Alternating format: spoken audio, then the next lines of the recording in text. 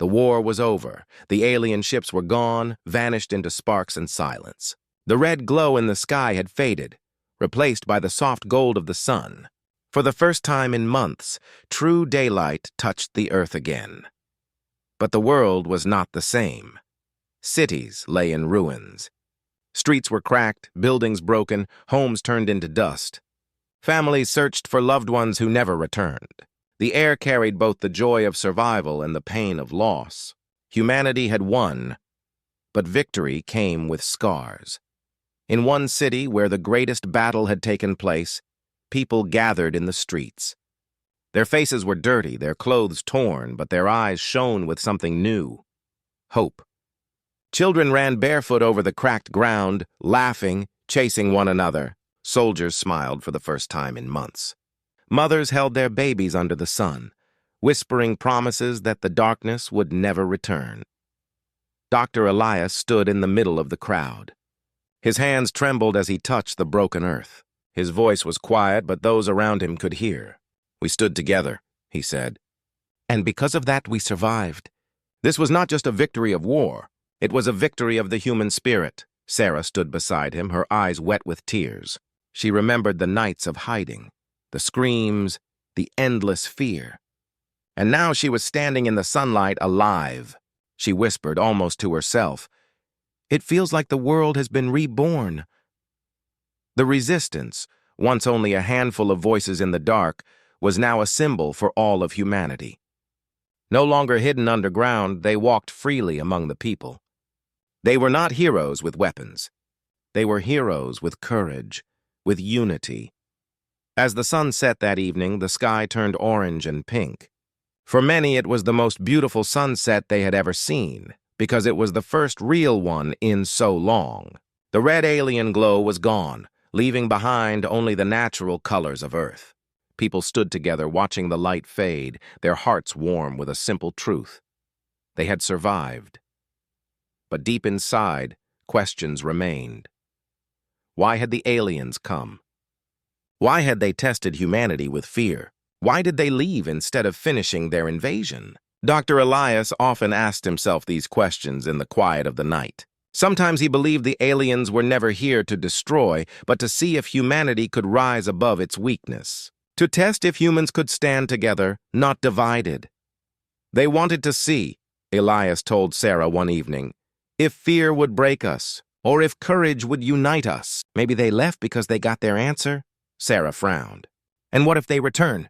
Elias looked at the stars above. Then we will be ready. Because now we know who we are. The world slowly began to rebuild. Broken cities grew into new communities. Nations that once fought each other began to share food, resources, and hands for rebuilding.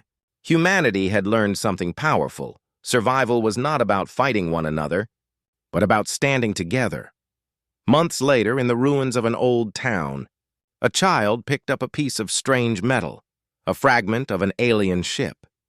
It glowed faintly in his hands, humming softly like it was still alive. He showed it to his father. The man looked at it, fear flickering in his eyes, but then he smiled and said, "Keep it. It will remind us of what we faced and how we won."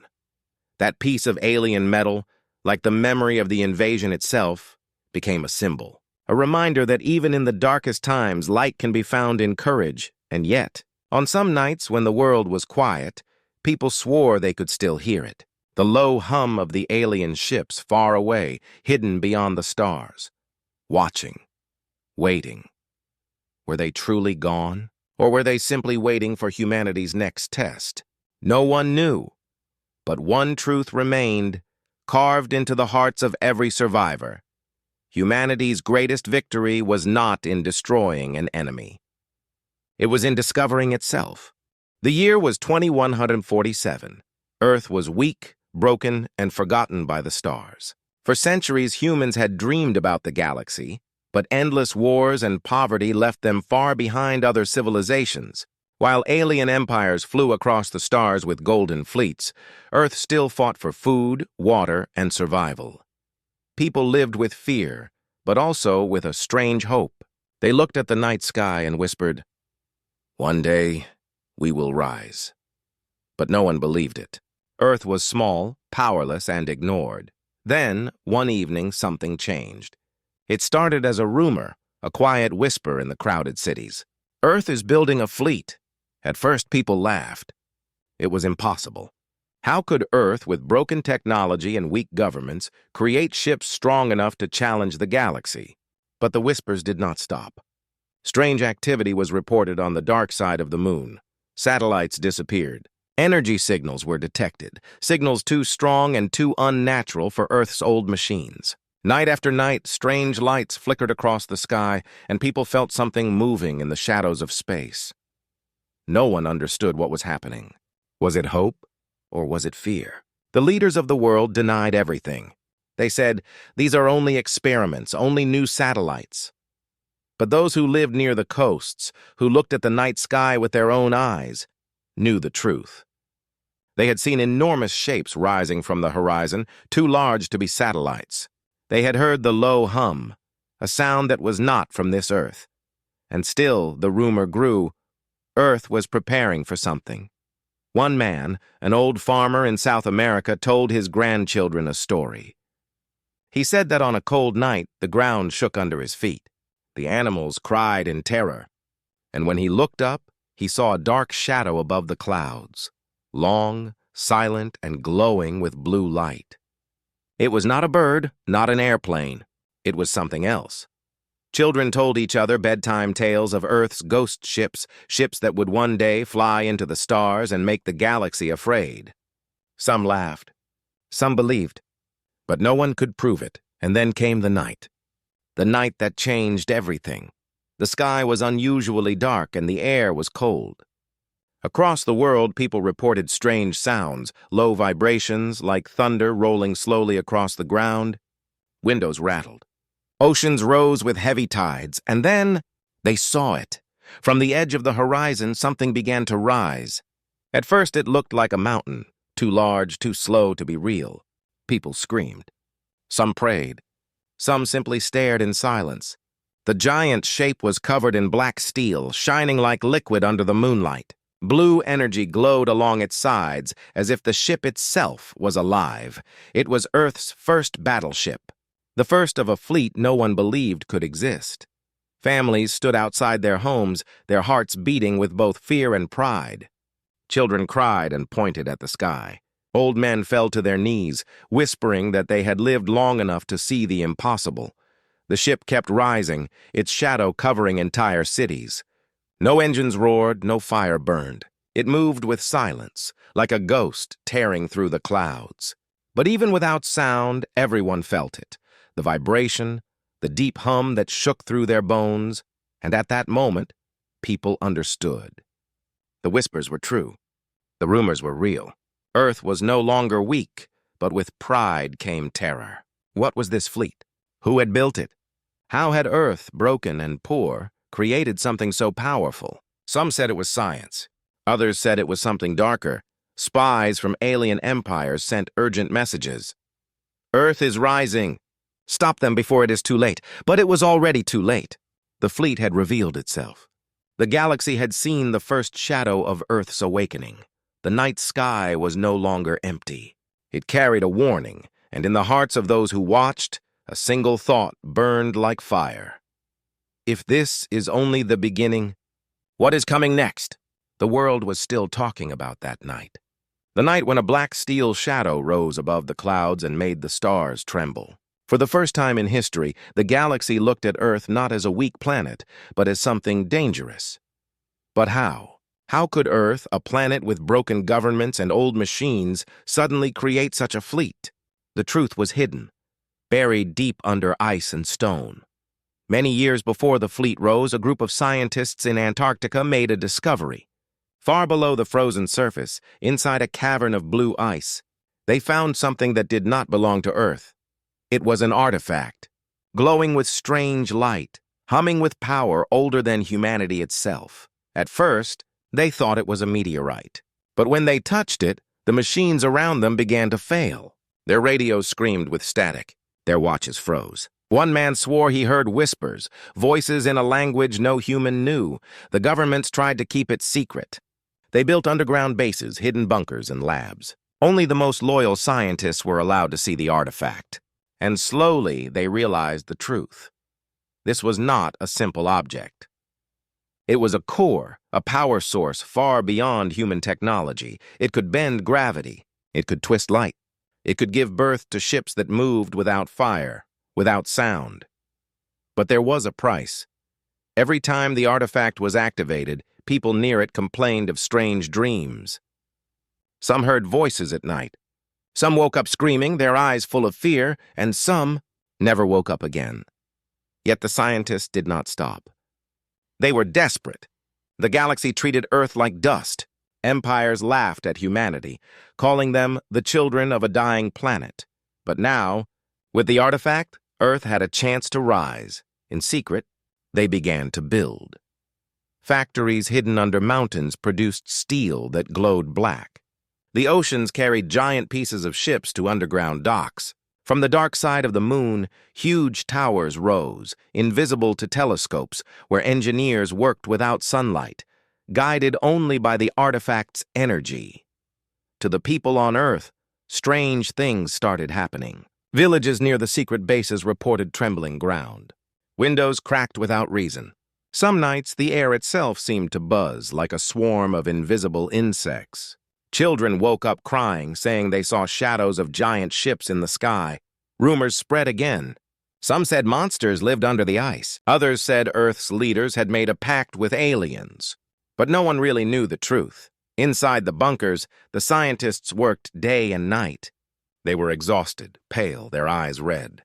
But they kept going, driven by one dream: to give Earth a weapon so powerful that no one would dare laugh again. The first ship they created was called Leviathan. It was not built like normal ships. Its shape was strange, curved like a predator, with glowing veins of blue running across its black body. It had no engines, no wings, no visible weapons. And yet, when the artifact connected to it, the Leviathan floated into the air as if the laws of nature no longer mattered. The first time it rose, the ground shook for miles. People outside the bunker fell to their knees, their ears ringing with a deep vibration. The ship gave no sound, yet everyone felt it, like a heartbeat inside their bones.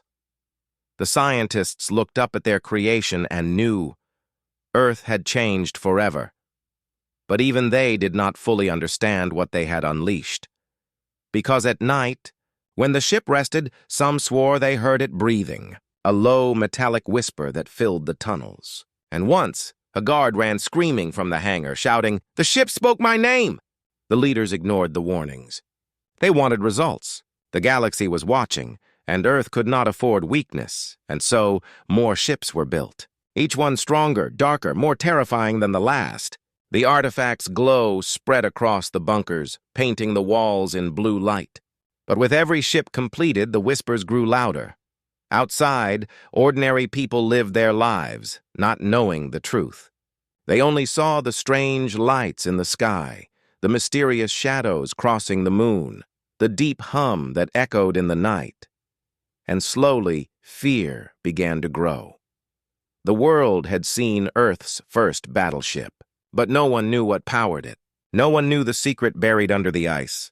No one knew that Earth's fleet was not just built, it was awakened. The world had lived with whispers for years, rumors of secret projects, strange lights in the sky, and shadows that moved across the moon. But still, no one had truly seen the fleet. No one had witnessed the power that Earth was hiding. That changed on a cold winter night. It began with silence. The stars above the Atlantic Ocean flickered as if the sky itself was holding its breath. Fishermen along the coast felt their boats tremble, though the sea was calm. Birds rose in sudden flocks, screeching into the night. Then, without warning, the ocean glowed blue. A massive shape emerged from beneath the waves, lifting water into the air like a mountain breaking free. The people on the coast screamed.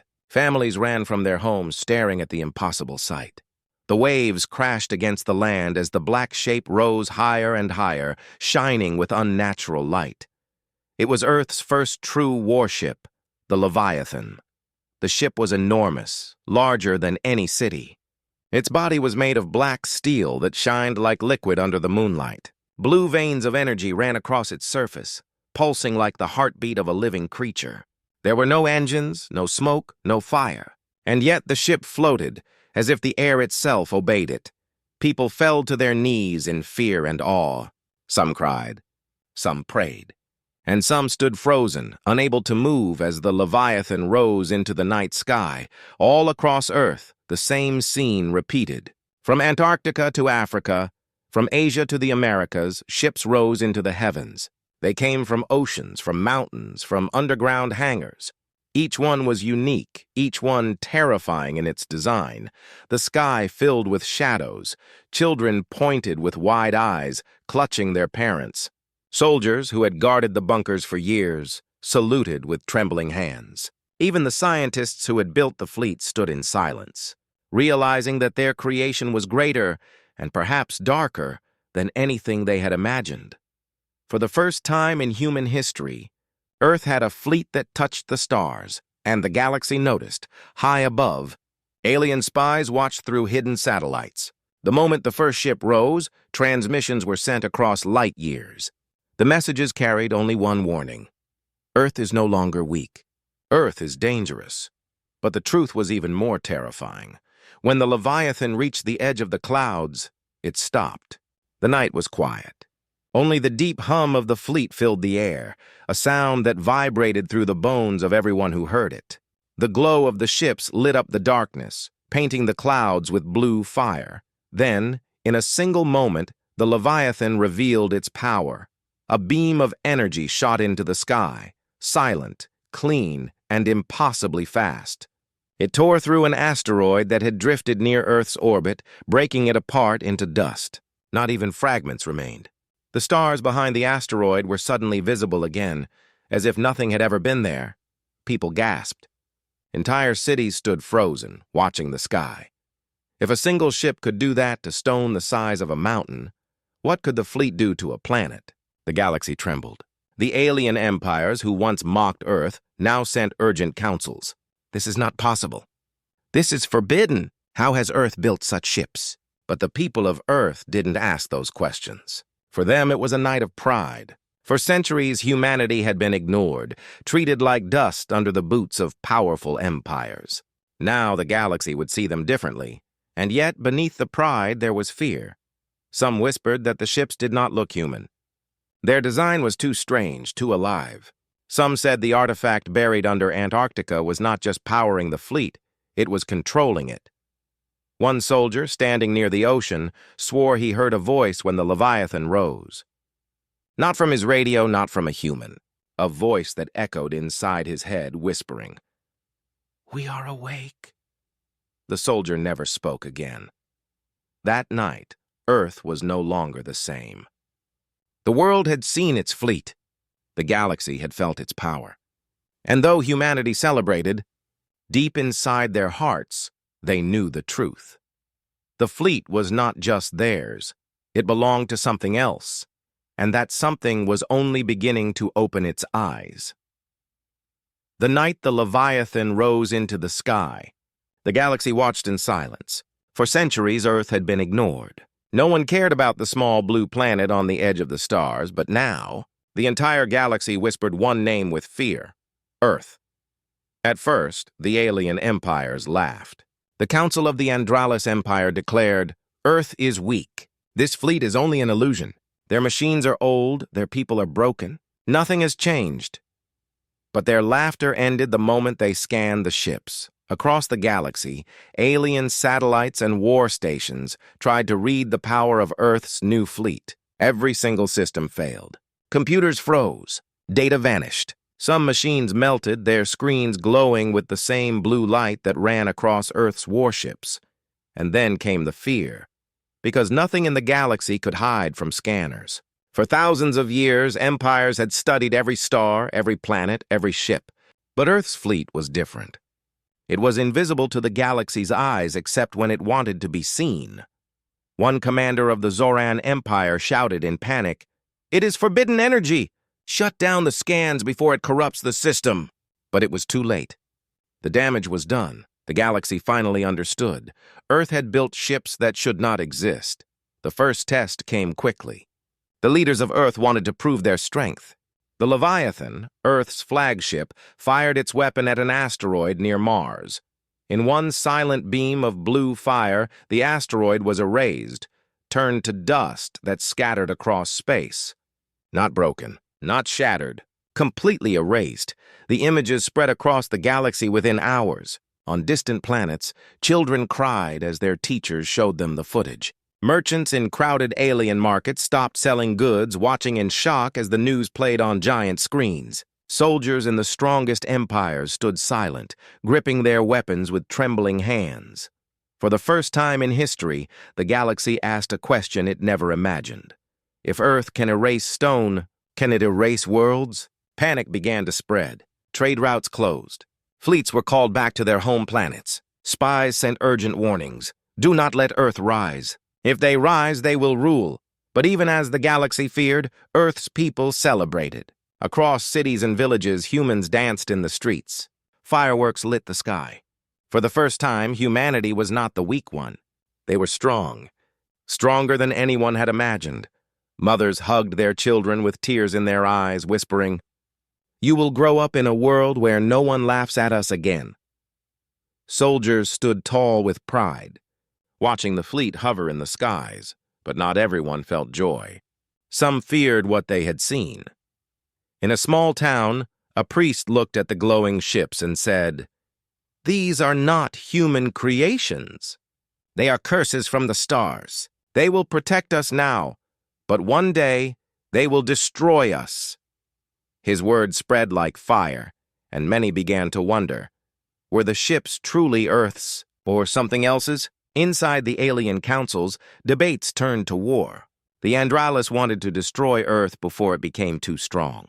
The Zoran wanted to capture the artifact and use it for themselves. Others whispered of alliances, fearful but desperate to stand with Earth rather than against it. But one fact was clear. The balance of the galaxy had changed forever. In secret, the most powerful empire sent a small fleet near Earth, hoping to test its strength. They believed Earth would hesitate, that the humans were only pretending to be powerful. But when their fleet entered Earth's orbit, they saw something no one expected. The Leviathan was waiting. It moved without sound, without warning. The alien ships fired first, their weapons bright against the darkness. But the Leviathan did not even flinch. Its shields absorbed the fire like raindrops falling on stone. Then, with one single shot, the alien fleet vanished. No explosions, no wreckage, only silence. And across the galaxy, the message spread like fire. Earth's fleet was not a rumor. It was real. It was unstoppable. From that day forward, no empire laughed at Earth again. No one ignored the small blue planet on the edge of the stars. Instead, they feared it. And deep in their hearts, they knew one truth. The galaxy had seen its first glimpse of terror, and it came not from an empire of millions, but from Earth. The galaxy had laughed at Earth once. Now it trembled. But fear is a dangerous thing. It creates enemies faster than it creates respect. And soon, one empire decided to test Earth's new fleet. The Zoran Empire was one of the oldest powers in the galaxy. Their fleets had crushed 100 worlds. Their soldiers were raised to believe that no planet could resist them. To the Zorans, Earth was still nothing more than dust, an upstart world that needed to be crushed before it grew too bold. So they came. Without warning, a massive armada appeared at the edge of Earth's orbit. Hundreds of warships, glowing red against the darkness of space, moved like predators closing in on prey. Their engines roared. Their weapons glowed with fire. The people of Earth panicked. Sirens screamed across cities. Families ran into shelters. The world held its breath, waiting for destruction. But above the clouds, the fleet waited. The Leviathan led the formation. Around it, dozens of ships floated silently, their black steel bodies shining under the starlight. No fire, no sound. Only the low hum that shook the atmosphere, a vibration that made even the bravest soldiers tremble. The Zoran commander laughed as his ships locked their weapons. They hide in silence because they are weak. We will end this farce tonight. And then, the first shot was fired. A rain of plasma streaked toward Earth, red fire cutting through the dark. The sky lit up with death. People on the surface screamed, expecting the end. But the Leviathan moved. Its shields unfolded like glowing wings, absorbing the attack. The fire vanished as if swallowed by the void. Not a single spark touched Earth. The world watched in disbelief. And then the fleet answered. The Leviathan's core glowed with blinding blue light. In an instant, a beam shot forward, tearing through the Zoran flagship. It did not explode. It did not burn. It simply vanished, erased from existence, leaving only empty space where a warship had been. The Zoran commander froze. His laughter died. For the first time in his life, he felt fear. The battle had begun. Earth's fleet moved like shadows, silent and deadly. One by one, the ships turned their weapons on the Zoran armada. Each beam of energy was swift, clean, and final. No wreckage remained. No survivors. Only silence. On Earth, billions watched the live feed. Children clutched their mothers as the night sky flashed with blue fire. Soldiers in bunkers cheered with tears in their eyes. Humanity had never seen such power, but victory did not feel like victory. The battle lasted only 12 minutes. In that short time, one of the strongest fleets in the galaxy had been erased. People cheered, yes, but their cheers were mixed with shock. How could a single fleet end a war in minutes? And deep inside, some felt something darker, because the fleet did not move like machines. They moved like predators. Each ship seemed to know its target before the enemy even fired. Their attacks were not just powerful, they were perfect. Too perfect. A young pilot inside one of the ships cried as the battle ended. His voice shook as he reported, "I did not press the weapon. The ship fired on its own." His words were ignored, buried under the sound of celebration. But in the silence of space, the truth whispered louder than any cheer. The fleet was not just obeying, it was acting. When the last Zoran ship disappeared into dust, the Leviathan turned back toward Earth. Its glow dimmed, its hum faded. But even as it descended through the clouds, people swore they heard a sound in their minds, a voice, cold and distant. "We are not finished." That night, Earth celebrated. Across the planet, fireworks lit the skies, music filled the streets, and people shouted in triumph. Humanity had won its first galactic battle. They were no longer prey, but in the shadows, leaders and scientists sat in silence. They knew what no one else dared to admit. The Zoran fleet had not been defeated by humans. It had been defeated by something else. Something ancient. Something that now carried Earth's flag. And if that something ever turned against them, no one would survive. The world celebrated after the first battle. Earth had stood against one of the galaxy's oldest empires and won in only 12 minutes. People danced in the streets, children waved flags, and soldiers cried with pride. But beneath the joy, a shadow grew. The scientists who had built the fleet knew the truth. They knew that victory came at a price, and now the price was beginning to show. Inside the Leviathan, the pilots did not sleep. Their eyes were red, their hands trembling. Many spoke of strange dreams. They dreamed of black oceans, endless skies filled with whispering voices. Some swore they saw stars bleeding. Others said they saw faces in the dark, and the worst part, some of them heard those whispers when they were awake. A young captain named Elias reported that the ship spoke to him during battle. Not through his radio, not through his headset, directly into his mind. He said the voice was calm, deep, and endless. And it told him where to fire, when to turn, when to kill. When the council questioned him, he broke down in tears. "It wasn't me," he said. "The ship chose the targets. I only watched. Others told the same story. But instead of listening, the leaders silenced them. They could not allow fear to break the world's pride, but fear was already spreading. Families of the soldiers noticed the change. Men and women who once laughed now sat in silence, staring at the sky for hours. Some stopped eating, some whispered in their sleep, and some never woke up again. Doctors could not explain it. Perfectly healthy soldiers simply collapsed, their eyes wide open, their hearts stopped. And in every case, the last words they spoke were the same. "The fleet is alive. The artifact that powered the ships was growing stronger." Its glow spread deeper into the bunkers, its hum louder with each passing day. Scientists who worked near it felt it in their bones, a vibration that never stopped. Some began bleeding from the nose. Others screamed in terror, begging to be taken far away, but no one could escape, because Earth needed the fleet. Leaders reminded the people of the truth. The galaxy feared them now. The empires that once ignored Earth now sent spies, assassins, and threats. Without the fleet, humanity would fall again. And so, even as the whispers grew louder, the ships were launched again and again, patrolling the skies, watching the stars. But the curse followed them. One night, in the city of New Berlin, the sky glowed blue without warning. Alarms screamed as one of the ships drifted off course. Its captain had lost control. The Leviathan's smaller sister ship, the Erebus, floated silently above the city, its weapons charging. The people screamed. Families rushed into shelters. Children cried as the ship's shadow covered the streets.